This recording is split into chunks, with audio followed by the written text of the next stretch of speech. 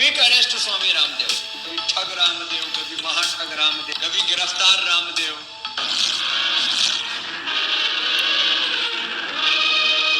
नमस्कार, मैं हूं प्रज्ञा मिश्रा और आप देख रहे हैं प्रज्ञा का पन्ना। बाबा कहते हैं कि किसी का बाप भी उनको गिरफ्तार नहीं कर सकता। अरेस्ट तो किसी वो जो है उनका बाप भी कोई नहीं कर सकता स्वामी रामदेव को। देश का मानना है कि बाबा एलोपैथ को चैलेंज करें, विदेशी प्रोडक्ट्स को चैलेंज करें, लेकिन बाबा को बाप को चैलेंज नहीं करना चाहिए। बाप को अगर बुरा लग गया तो बाबा का हाल कंगना के ट्विटर अकाउंट जैसा हो सकता है। भगवान बाबा का भला करे, ये समझ लीजिए कि बाबा महान है। इन्होंने योग को जन्म नहीं दिया है, लेकिन भारत में योग को बाबा का ही दत्तक पुत्र माना जाता है। बाबा बाबा है, डॉक्टर भी हैं, बिजनेसमैन भी हैं, विश्व गुरु कैंपेन के अघोषित ब्रांड एम्बेसडर भी हैं। बाबा बरगलाते भी हैं, कोरोनिल को कोरोना की दवाई बताते भी हैं। बाबा राजा जी के दोस्त हैं। आप बाबा को ऋषि बाबा भी कह सकते हैं, बाबा को बीजेपी वाले बाबा भी कह सकते हैं, क्योंकि बीजेपी और इनके लक्षण बिल्कुल सेम हैं। बीजेपी जब भाषणों में विदेशों से काला धन ला रही थी तो बाबा काले धन का सदुपयोग करना बता रहे थे।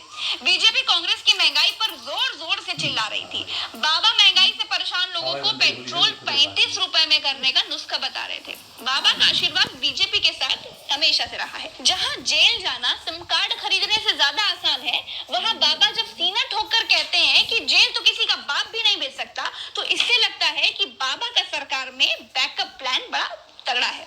बाबा बाबा हैं, लेकिन मामूली नहीं है। ये बाबा कमंडल वाले बाबा नहीं है, ये कैलकुलेटर वाले बाबा है। आशीर्वाद भी फ्री में नहीं देते। बाबा का कारोबार बहुत तगड़ा चल रहा है। बाबा विदेशी प्रोडक्ट को गाली देते हैं। पतंजलि के अलावा बाबा के लिए सारे ब्रांड्स दो कौड़ी के हैं। बाबा ने कम पड़ती ऑक्सीजन का भी इलाज देश को बताया था, याद कीजिए। धरती पर आदमी को पहली बार पता चला था कि नाक असल में ऑक्सीजन सिलेंडर ही है, लेकिन उसे स्टोर करके बीमार मां तक कैसे पहुंचाया जाए ये नहीं बताया।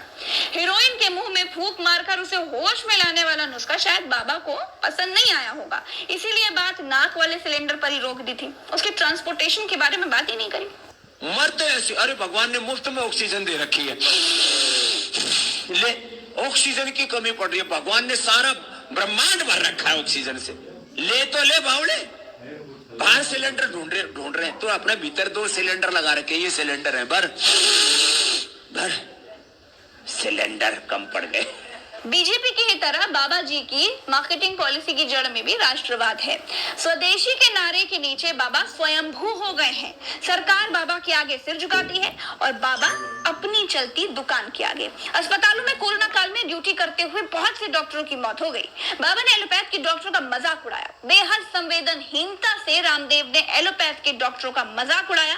कहा कि 1000 डॉक्टर कोरोना की डबल वैक्सीन लगवाकर मर गए। वो कैसे डॉक्टर हैं जो खुद को ही नहीं बचा पाए?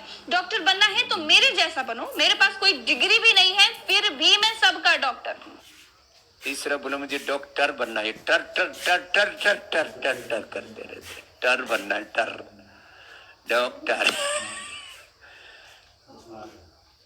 1000 डॉक्टर तो अभी कोरोना की डबल वैक्सीन लगाने के बाद मर गए। कल क्या समाचार है? कितने? 1000 डॉक्टर डबल वैक्सीन लगाने के बाद भी मर गए। अपने आप को ही नहीं बचा पाई, वो कैसी डॉक्टरी? तो मैंने कहा डॉक्टर बनना है तो स्वामी रामदेव जैसा बन, जिसके पास में कोई डिग्री नहीं और सबका डॉक्टर है। Without any degree, with divinity, with dignity, I am a doctor. हाँ, सिर्फ इतना ही नहीं है, रामदेव ने एलोपैथ को स्टूपिड साइंस कहा।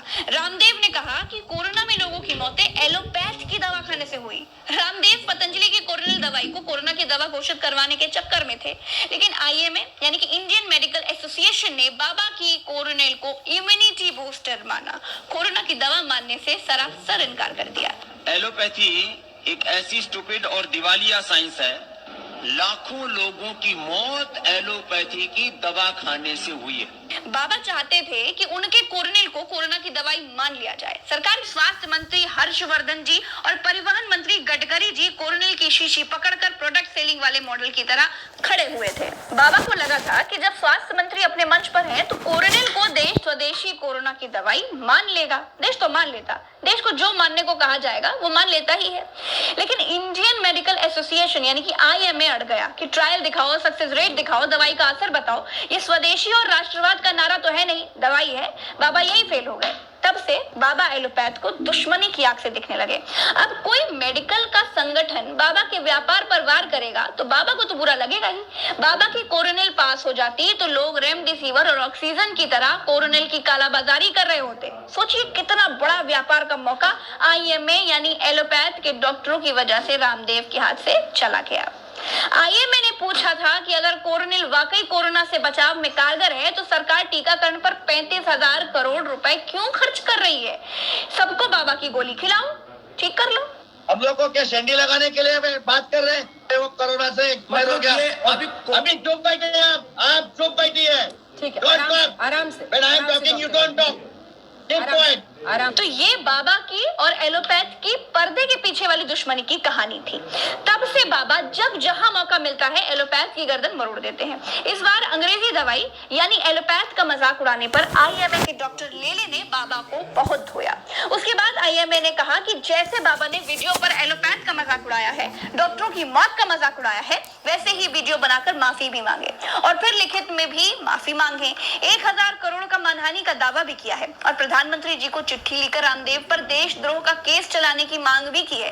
देशद्रोह में तो गिरफ्तारी भी होती है, इसीलिए बाबा कहते हैं कि गिरफ्तार तो किसी का बाप भी नहीं कर सकता। और ये बात सही है कि बाबा को गिरफ्तार तो किसी का बाप भी नहीं कर सकता, किसी का भी। आपको बुरा लग जाए तो अलग बात है। दोस्तों आज के लिए इतना ही। आखिर में आप सब मेरे फेसबुक ट्विटर परिवार में मेरी एक अपील जरूर सुनिए कि दोस्तों आप मुझे ट्विटर पर @PragyaLive यानी कि @PRAGYALIVE नाम से खोज कर फॉलो कर सकते हैं और मेरी वेबसाइट यानी ultachashma.uc.com पर मेरे लेख, आर्टिकल्स और ब्लॉग भी पढ़ सकते हैं। वहां कमेंट करके अपनी राय दे सकते हैं। आपके कमेंट की सूचना मुझे मेल के जरिए मिल जाती है, वहां मैं सबके कमेंट्स भी पढ़ती हूँ।